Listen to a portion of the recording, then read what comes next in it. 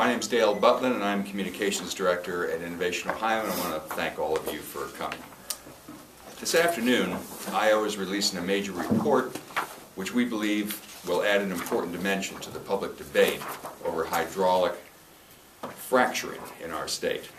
Jenetta King, the President of Innovation Ohio, will begin by describing the focus of our report, the key assumption on which it's based, and she'll summarize our key findings.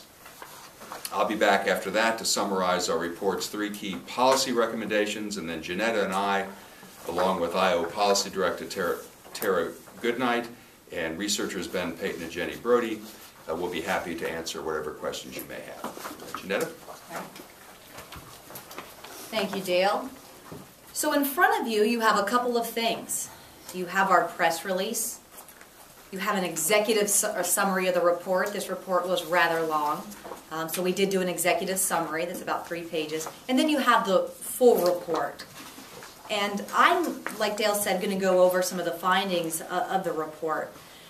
You also can find these documents electronically on a website that we are launching today. It's called innovationohio.org/fracking, where you can also link to it off of our main page.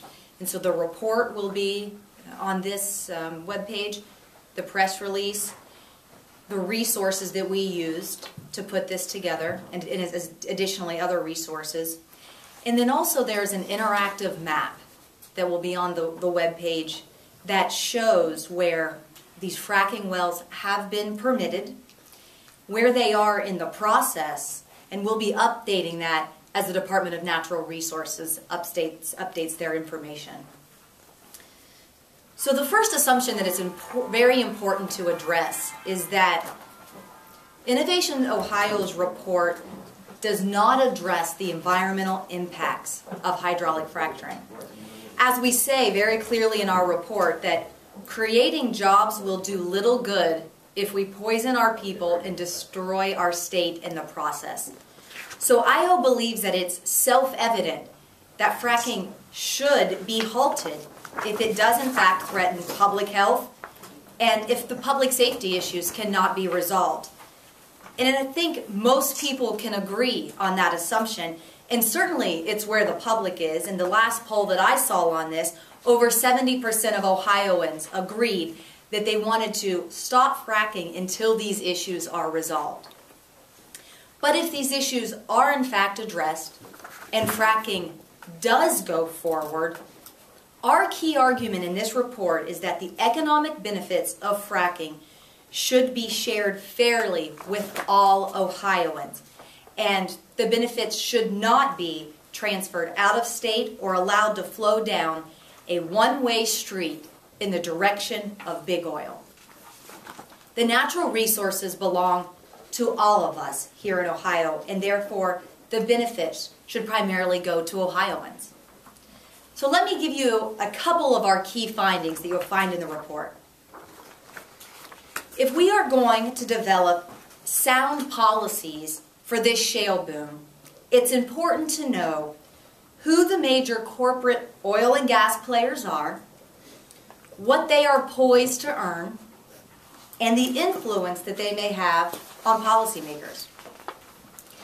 So we have a section of the report that we have entitled Meet the Frackers.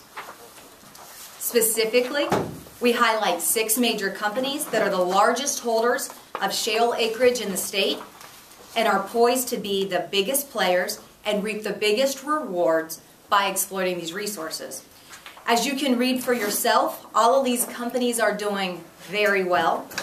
Their top executives are compensated handsomely, and they've been generous with their political contributions. And so what exactly do these frackers stand to earn? After analyzing oil and gas reserve estimates from both industry sources and the Ohio Department of Natural Resources, Innovation Ohio projects that an all-out shale boom could mean $86 billion in natural gas revenue for the developers over the next 20 years. Additionally, there's also estimated to be between $130 billion and $550 billion worth of oil in Ohio's shale, and an unspecified amount of additional value in natural gas liquids. So it's important when we get to our policy recommendations that we understand there are three things going on here. There's the estimate on the natural gas revenue, $86 billion over 20 years.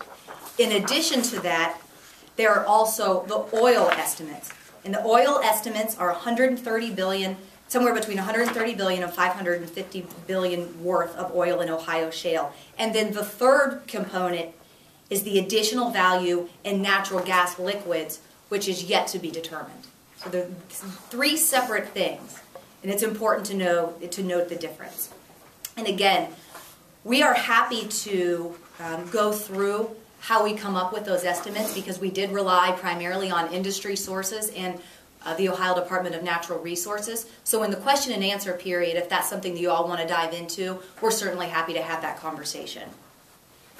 So how are they gaining all of these valuable resources? How are these corporate players acquiring these resources?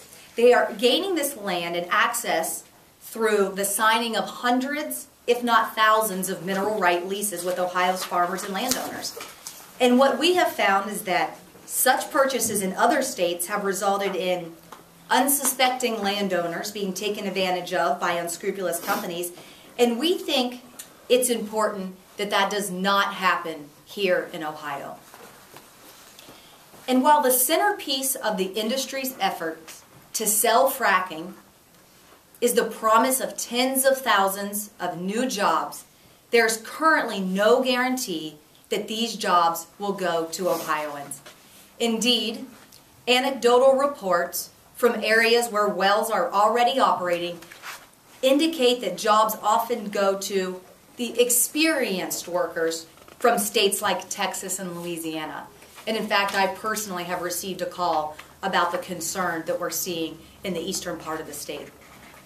So these findings very clearly point to the need for policies to be put in place to address these issues.